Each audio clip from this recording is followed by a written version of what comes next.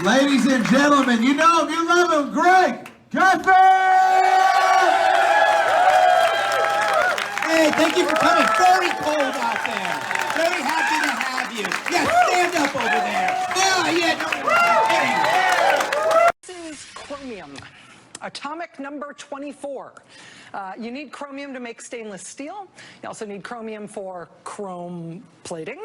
Even if you like chrome, you probably would not be psyched to live near or have your kid's school near a chromium smelter. Chromium in the world. Chromium plant. The brother of the guy who's got the chromium plant. The guy who was the brother of the chromium plant. Chromium plant in Kazakhstan. Chromium plant in Kazakhstan. Next time you see something chrome plated, take a deep breath, cough it out, and think of the Trump Soho. Back to Trump! How does she do that?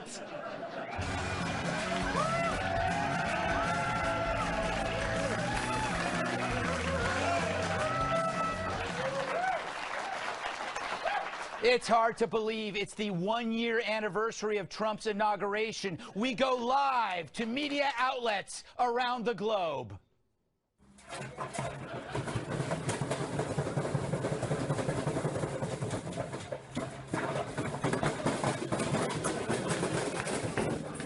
Whoa, that's pretty rough for them. But Trump merrily rolls on. First, there was his physical, which turned into the most transparent examination of a world leader in history. Can you assess the president's mental fitness for office? There was an incident recently where the president appeared to slur his words while giving an address. Did you look into what the cause of that might have been at all? He does have heart disease, is that what you said? Are you ruling out things like early onset Alzheimer's? Are you looking at dementia-like symptoms? With the high cholesterol, are there any concerns for his heart health? Can you explain to me how a guy who eats McDonald's and fried chicken and all those Diet Cokes and who never exercises is in as good a shape as you say he's in? There's a healthy group. All that's missing here is a video of his digital rectal exam. And what did we learn? That Trump's in better shape than anyone on the planet. Some people have, just great genes. I told the president that if he had a healthier diet over the last 20 years, he might live to be 200 years old. I don't know. 200! So technically that means Trump is really just 25 years old right now. That doctor kicks ass. He's so good, he should have his own show. This Tuesday on Bedside Manner, he's the doctor who breaks hearts as he mends them. He can remove your appendix, but tickle your funny bone. If something should happen to you over the next few months and you should fall ill at some point, then most likely I will be the one called to come and take care of you. Now with quicker pulse, higher blood pressure, and chronic awesomeness. 22 years of medical practice meets a press corps on life support. The president would be clinically obese if he was just an inch shorter, which he probably is. They tried his patience over his most important patient. But when breaking news makes a house call, will journalistic integrity be left in the waiting room? There's no question that, by all standards, by all metrics, the president does have heart disease. Rear Admiral Dr. Ronnie Jackson stars as Dr. Brock Artery. John Roberts as Professor Clive Von Hickerson, Jim Acosta as Vic Jerkface, John Gizzi as Scrubs McGee, and Hope Hicks as Hope Hicks. Bedside Manner. Don't miss the season premiere, I See You in My Dreams.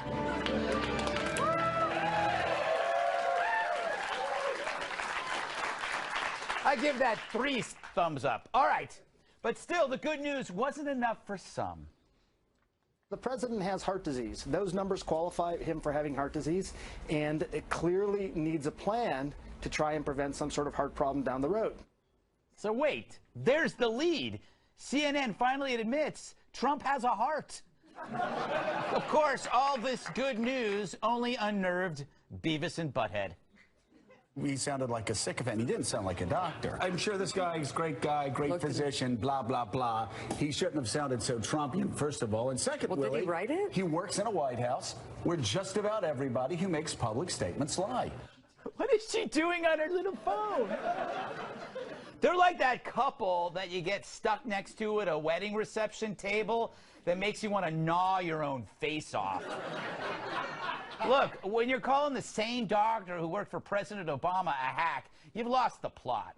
Which is why the fake news awards was perfect timing. As the press gave Trump's physical a physical, he gave one right back. And get this, turns out he's in way better shape than they are.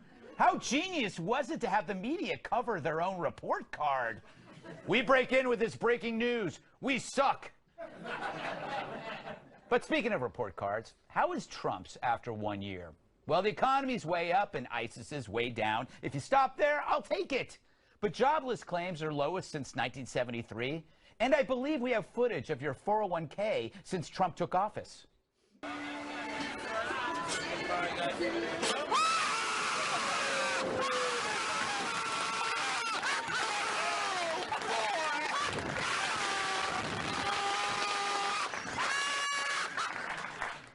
And Trump's tax plan was so good that even Apple's Tim Cook is offering bonuses and bringing thousands of new jobs to the U.S.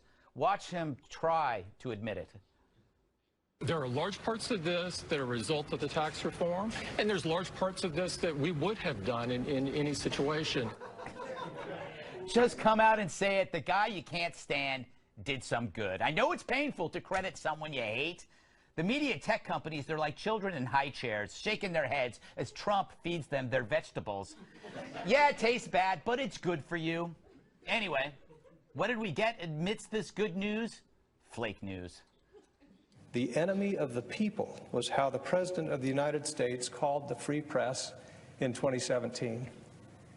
Mr. President, it is a testament to the condition of our democracy that our own president uses words infamously spoken by Joseph Stalin to describe his enemies. Very, very moving, but very false. Flake's attack was actually fake news because Trump never said the media was the enemy of the people. He said fake news was the enemy of the people. That's no small change, for it fed a storyline that undermines the ability to criticize the press.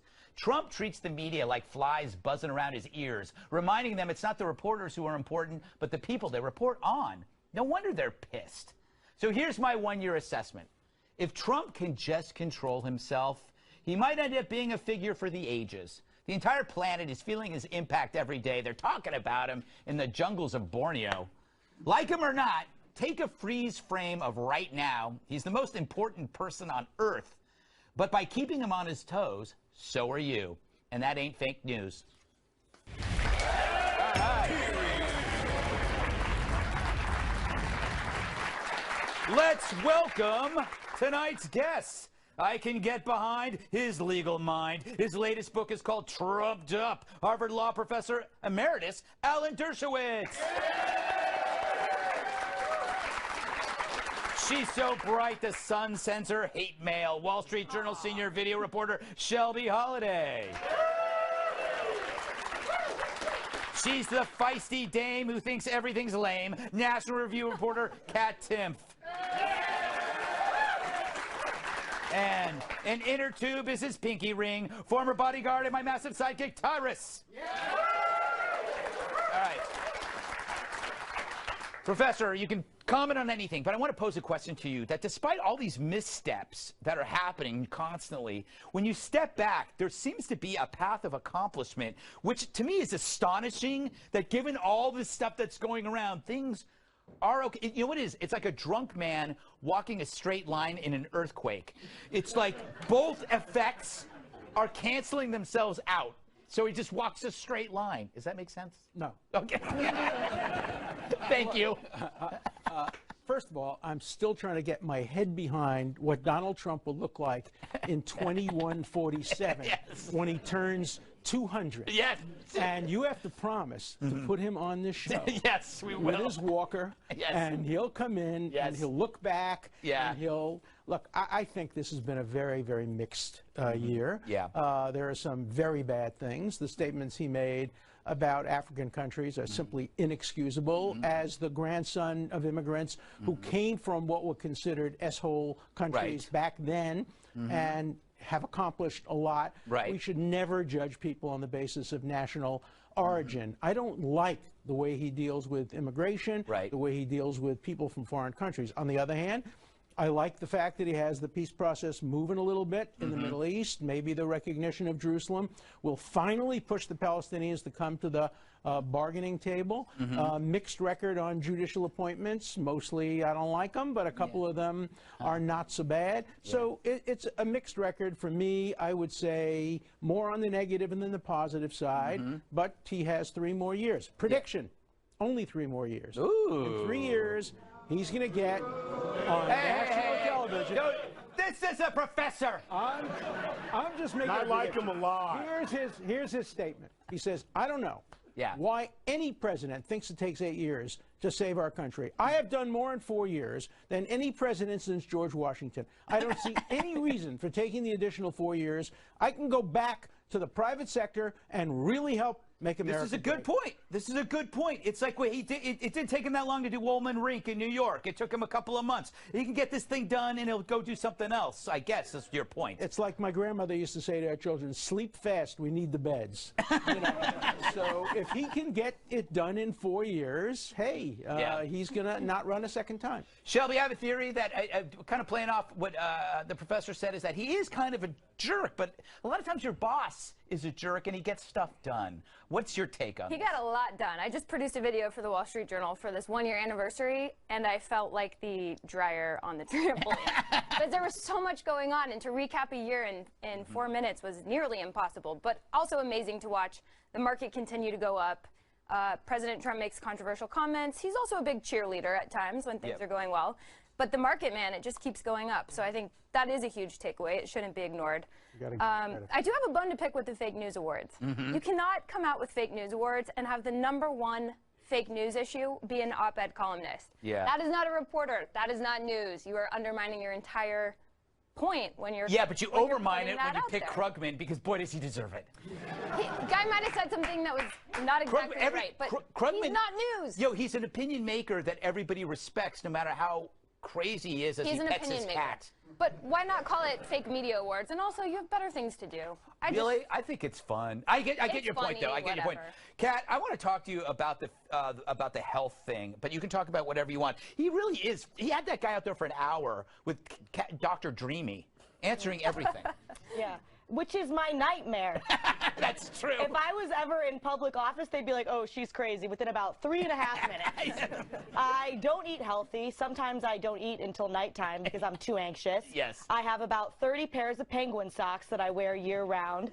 I have a cat that I let sleep in bed with me, and if he doesn't sleep in bed with me, I can't sleep. I watch episodes of Bob's Burgers on loop every single day as I'm getting ready, as I'm in the shower. I'll play it real loud. The neighbors love that. The neighbor lady would come in as a witness on CNN being like, listen, the noise that's coming from her apartment. Thank God that we don't just let TV doctors diagnose us, because if we did, we'd all be screwed. That is so true. All right, Tyrus, a big finish here with you. I'm stuck on the whole... How many pairs of penguin socks?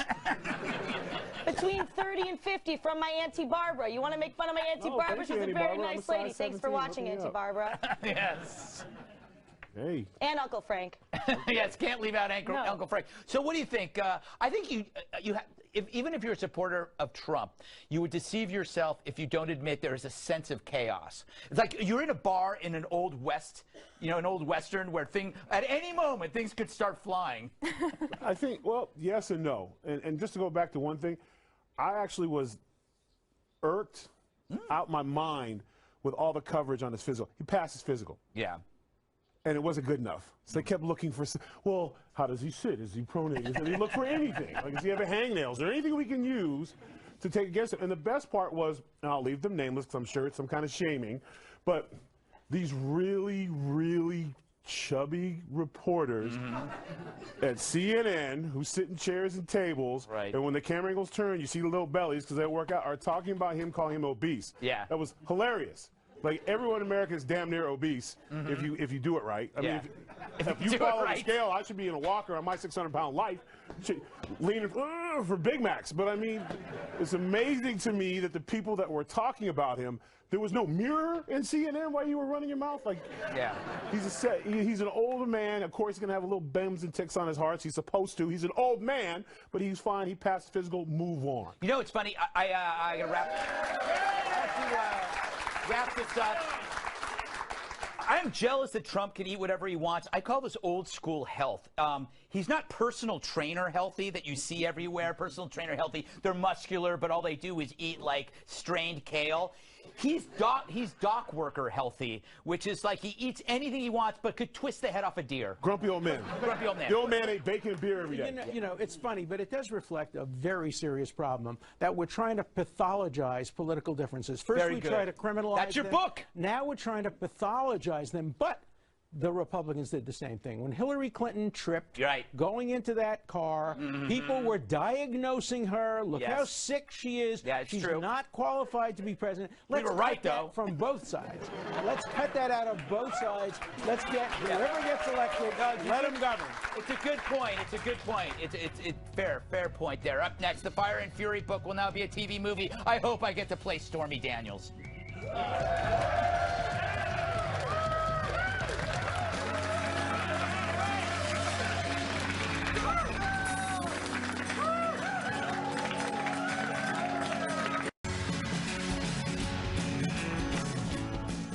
Like crap to a latrine, it heads to the screen. This week it was announced Michael Wolff's best-selling book, Fire and Fury, would be turned into a TV series. I'm not sure that's a good idea. Look, I've written books, I've done TV shows. TV exists to make books more interesting. How do you make Trump more interesting than Trump? How are they going to make a TV version that's more interesting than the real thing? The guy's a walking blockbuster. So good luck to them. But I don't think Fire and Fury is going to work on TV. I'm pitching a competing show called Fire and Furry. Here's a clip of the pilot episode. I piccoli crescono, ma le abitudini rimangono le stesse. Vero? Sempre le solite abitudini? Brutti vizi, eh?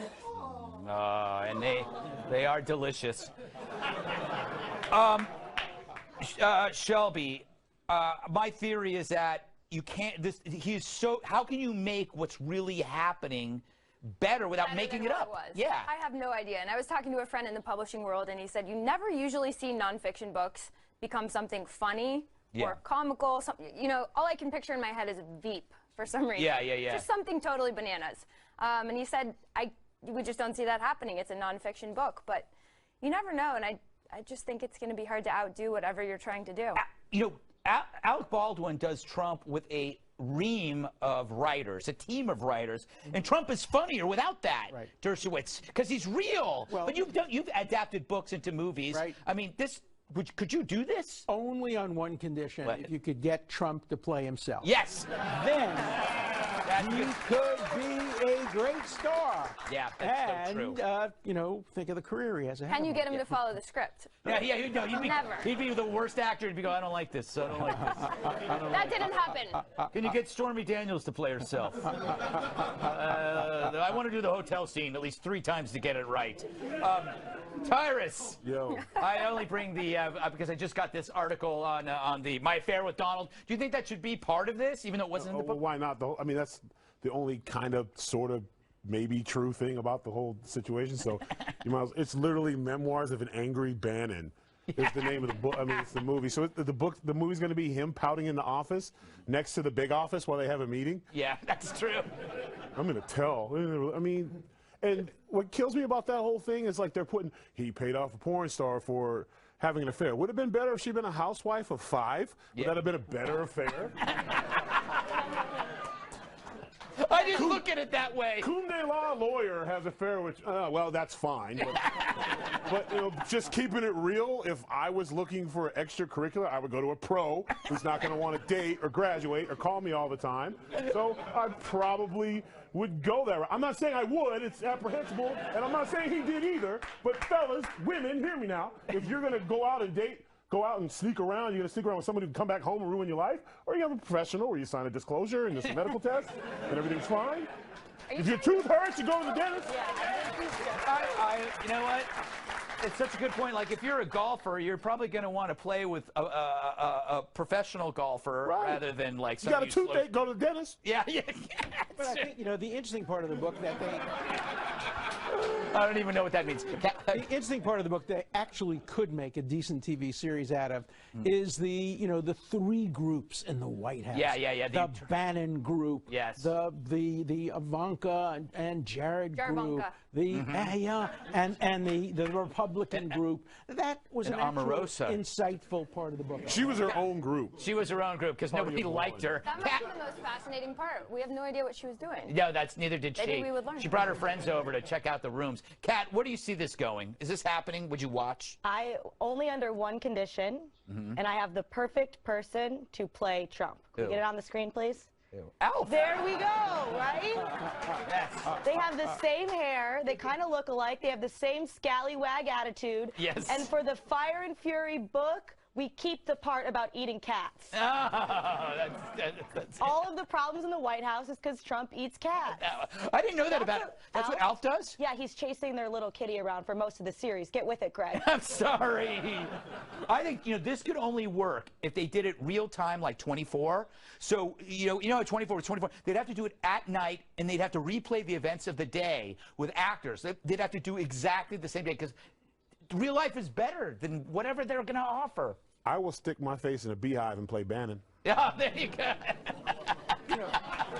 Stick my head in a beehive? It's the only way you're going to accurately depict. I mean, this is amazing. That's a lot of blushing going We got to go. It's still to come. A week ago, Hawaii told 1 million people they were all going to die, but now the story's already in the trash. We dig it up next.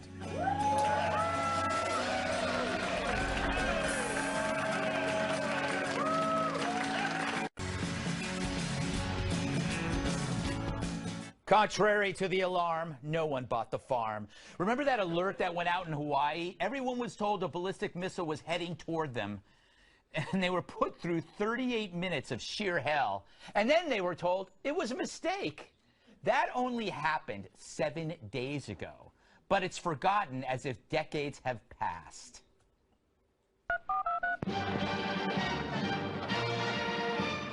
Beautiful Hawaii. Nothing but warm beaches and smiling faces. But not way back in the year 2018. Back then, technology was primitive to say the least. One unlucky chap clicked the wrong item on a computer menu and holy hula skirts, statewide panic.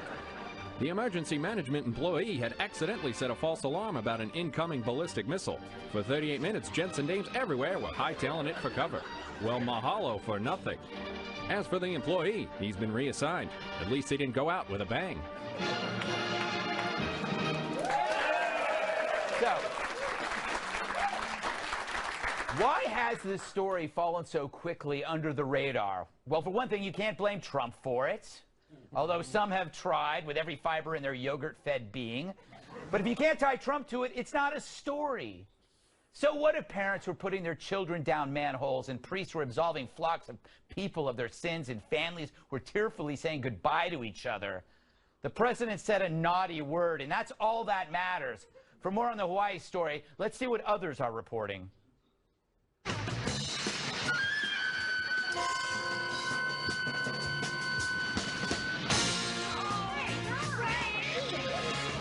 is he? I don't know. I can't see him. It all goes back to the little tiki doll, doesn't it?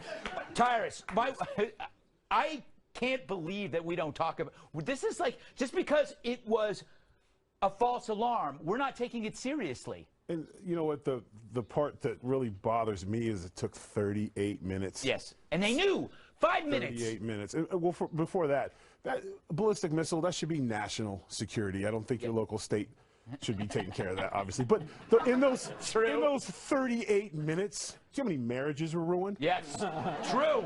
You know that moment where you're like, I never liked your mother. I only stayed with you for the kids. I'm the only one on this panel old enough to remember duck and cover. Yeah. When I was a kid, we were scared out of our wits. The Russians were going to come.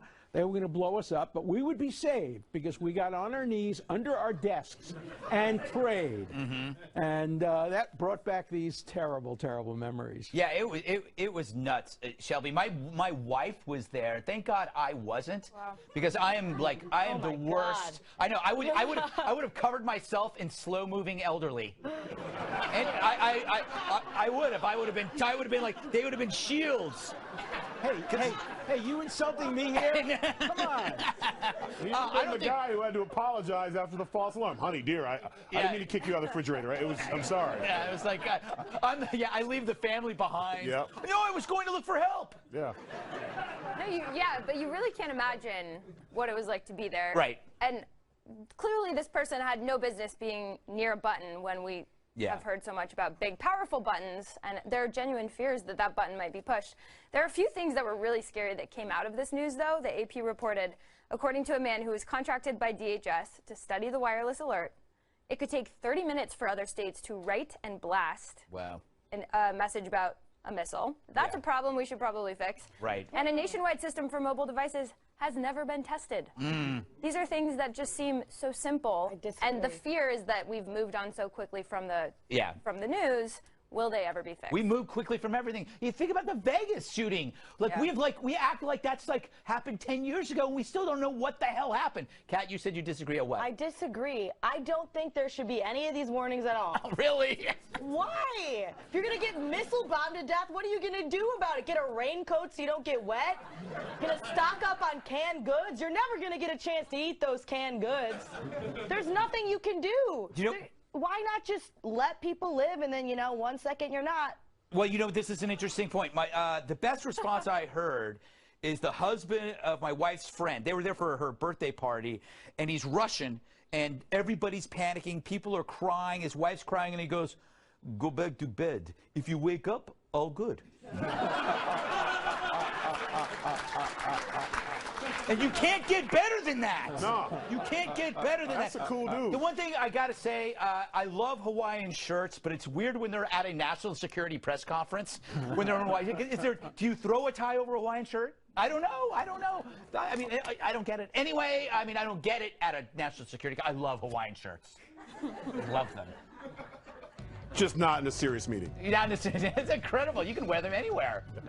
Anyway, coming up, North Korea's got Olympic fever. North and South are joining hands to win a few medals. Or die trying. Seriously, you lose, you die. That's next.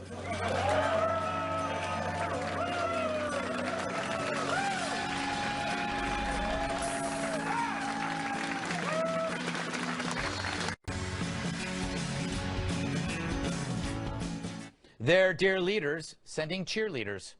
North and South Korea will march together under a unified flag at next month's Winter Olympics in the South. They've even agreed to field a joint women's ice hockey team. The North will also send 230 cheerleaders to their death. But a foreign minister says the world shouldn't be so naive about the North's participation. Adding, quote, "I believe that North Korea wants to buy some time to continue their nuclear and missile programs." Meanwhile, an American expert on North Korea may have come up with the best bloody nose option for a military strike against Kim Jong-un. Blow up his personal toilet.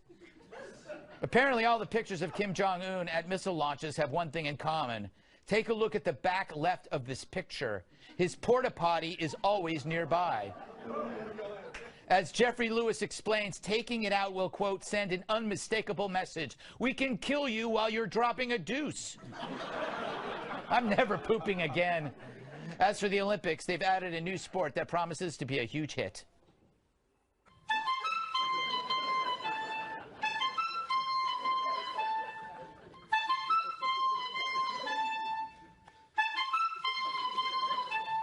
I'd say that blows, but that's too obvious. Kat, thoughts on this assassination plot or pseudo plot? As funny as bombing a toilet would be, and it would be, it could be seen as an act of war. True. And if they were to retaliate, I would hate for the reason that there was no more New York City or no more Los Angeles to be, we thought bombing a toilet would be funny. Yes, that's true. You don't base your foreign policy on a really cool joke. Yeah, I mean, as cool as it would be, it wouldn't look very good in the history books. All right, they thought it would be funny. Professor, do the Olympics help foster diplomacy between adversaries, or does it only help rogue nations like North Korea to put a polished face on their misery? Of course, if you go back to 1936, where the world welcomed Hitler and the Nazis and allowed them to disqualify Jewish runners, and Hitler wouldn't ultimately shake hands with Jesse Owens, all of that, it can be used as a terrible, terrible show helping tyrannical regimes. On the other hand, it also, look, think of how many of these cheerleaders are going to go back to North Korea. I hereby offer to represent any of them who want to defect. But that's, okay, but they don't have to be a cheerleader. But think about this. They don't have to be a cheerleader. Anyone who wants to defect, I'm their lawyer. But see, now here's the reason why I think they're not going to defect. Each one of those cheerleaders' families are probably in a room, right? Right. They're probably in a room, and it's like, if you don't return, you know, they're a casserole for the starving citizens. That's what, I hate to say it, but there are reports that there's some bad dietary. You think is in the burger? Yeah. But Go ahead. The cheerleaders are interesting because when you read the headline, it sounds really silly. They're sending this huge group of cheerleaders, couple of athletes. The cheerleaders are actually considered soldiers by many North Korea experts. They are the army of beauties. They are meant to go out there and sort of woo the rest of the world, pretend like they're peacemakers, show how innocent and soft the regime is. And their most famous alumni is Kim Jong-un's wife. So I didn't even know he was necessarily trying to defect. I didn't even know he was married. He marries a cheerleader just like everybody else.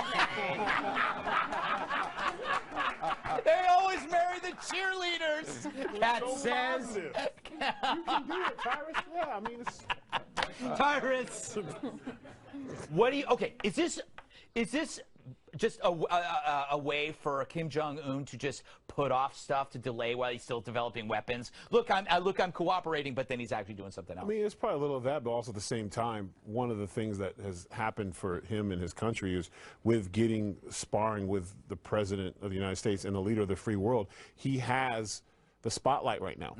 Yeah. So chances are, if he wouldn't have had the interactions that he's had with President Trump, none of this would be happening right now. I think you're right. He's trying to play a sympathy thing, and then you're 110% right. Every one of those cheerleaders, they got a reason to come home, or several reasons to come home, because once they get over there and they see a warm bed, 3 hot meals, free speech, TV. I mean, I don't know if you've ever been to the Olympic.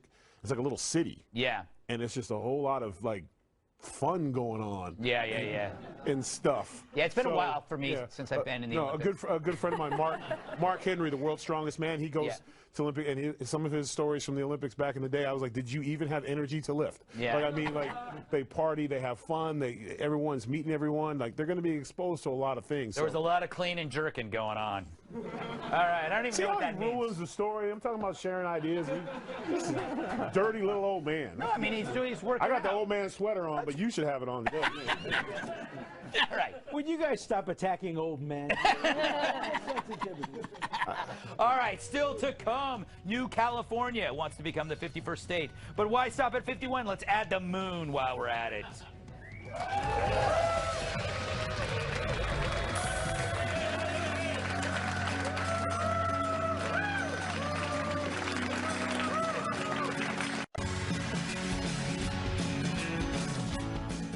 Would it be great to have a 51st state? I speak of the New California movement, which seeks to create a new state by separating California's rural areas from its metropolitan coast. Its founders, it's really just 2 guys, cite overtaxation, regulation, and mono-party politics as the reason for the split, which are all good reasons for pulling out.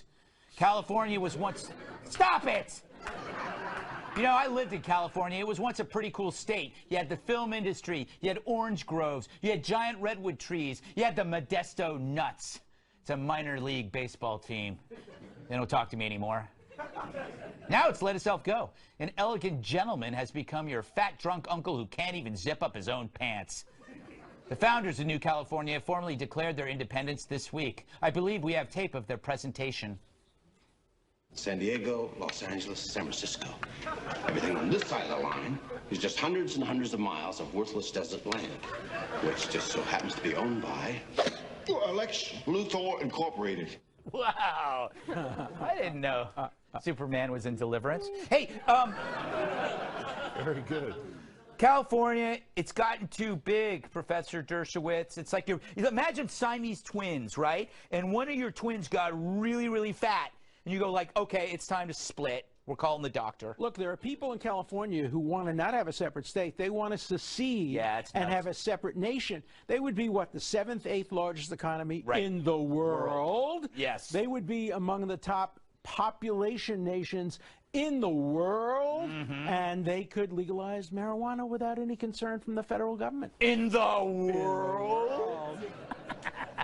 Shelby, this could be a great contest to see. You have the two states split. Which one would do better? One with like free market, free market, free mind mentality that Professor Dershowitz discusses, or big government intrusion of the other kind of California?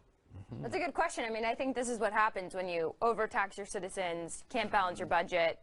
People get really frustrated. They want to leave. But if you look at the plan that these new California guys released, it's literally a 5-page sloppy PDF. Is that all you need? It looks like something a third grader put together. So I think they have a little ways to go in filling in the details and convincing people this is a good idea. But also, all the wealth is on the coast. Yeah. So they would also have a bit of a reality check when they start realizing what their resources are. But how big was our Declaration of Independence? Bases. Wasn't that one sheet? It was a much more intelligent sheet. Really? I'll have to say that. I think it was written on a cocktail napkin, if I remember correctly. I believe they were right. Yes. Yeah, they all had. Everything good is written on a cocktail napkin. Tyrus? What? I don't know. You want me to follow up with that? Yes. Look, I grew up in California. I still have my California driver's license. I vote absentee ballot. Like, I'm still a Californian. And they do this. I grew up with this constantly. At one point, Northern California was pissed because Southern California was taking all their water, so they wanted to split and be Northern California, Southern California. Then some genius came up with the 6 states. We're going to have 6 new states in California. You know, Texas did this, but a few years ago, Texas wanted to succeed because it seems like whenever someone doesn't get their way, they want to pack. That's the way America is now, apparently. When you don't get your way, you pack your bag and you go home. But so they're now not leaving. No, they're just saying we're not being a part of this anymore. No, there's still going to be a state. Family Guy, he did that too. They're going to be a state. Well. That's good. It's good. They're moving out of that. They're not moving out of the house. They're getting their own room. Yeah, but it's not the way I like it, so I want it. I would be pissed. As a Californian, I am tired of California when I go there. It's like people, I had to move out of California because I couldn't afford to live there. I couldn't afford to buy the house that I grew up in. But what did you do? I sold it for a lot of money. Called Greg, or did you move to New York? I moved. That's the thing about America. There's like 49 other choices. Yeah, you got to move. You're not going to get it. They're not going to split. I think that's the moral. Is you got to move, Kat. Yeah. You must move. Is that my question? Yes. You know, Virginia split off from Virginia, became West Virginia, right? Maine and Massachusetts? Yes. Dakota Fanning left North Dakota. It just blows my mind, like you said with the PDF, that there are actually people out there who are spending their time doing this. Really? Yeah, like You've spent time on worse things. 100%. And that's exactly my point. I was like, these people must have no psychological noise. They must have no social traumas to deal with. They must have other lives. Who gets and spends their free time thinking, you know what, I would like to make a PDF about creating my own state, and I'm going to do it. I think probably the I like these people. I agree. The best people. You should have them on the show and interview them. I will. You know what? You're right. You know, it's like the people who do C-Lab. Let's get to the bottom of this. Do C-Lab?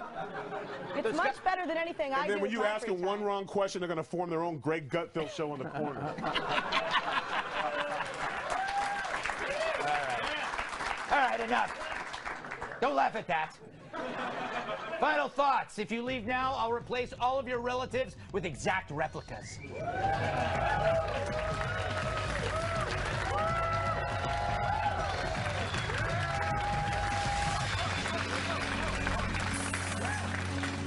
If you'll be in New York City and would like free tickets to be part of our studio audience, email Greg Tix at foxnews.com. I'll see you Monday on the 5 at 5 p.m. Eastern. We're running out of time, so... What you've wanted to say all show, but haven't had the chance to say, so here's your chance to say it. Right now. All right, Professor. Well, in my book, Trumped Up, I argue to return us to the center. Let's move away from the extremes. The left is turning too far left. Some on the right are turning too far right. Let's return to the days where centrist conservatives can argue with centrist liberals and ask what's best for America, not what's best for the right or what's best for the left. I gotta move on. I do think Trump's gonna be a centrist. I think he always has been because he moves all over the place. Anyway, Shelby? For my final thought, I think I'll go back to the beginning of the show. You said if Trump can control himself, yes, he could be a great president. And I think that's a big key. And people don't really take it seriously. But after producing this big video of the year of Trump, I truly think if Trump can get his act together on Twitter, not say offensive things, not pick so many fights, we could have a great year. Yeah, I think so, too. All right, Tyrus! Oh, man, I had a busy week. I got 2 movies getting ready to come out. Monster movie, Inuit, if you know that. And if you want to laugh, me, Mike Epps, Russell Peters, and John Malkovich in SuperCon. And I made my return to Impact Wrestling last week where I put hands on EC3. You should probably check that out. So, busy man. All right, last word to you, Kat. So I've been having kind of a rough time, had a rough day. Went home, though, and found out there was cat vomit all over my apartment. So I was like, at least I have a purpose in life. Yeah, that's good. Gotta clean that up. Oh, that's great. All right. Well, cat vomit. Cat, that's the name of your show, Cat Vomit. Alan Dershowitz, Shelby, Holliday, Kat Timpf, Tyrus, studio audience. I'm Greg Gutfeld. I love you, America.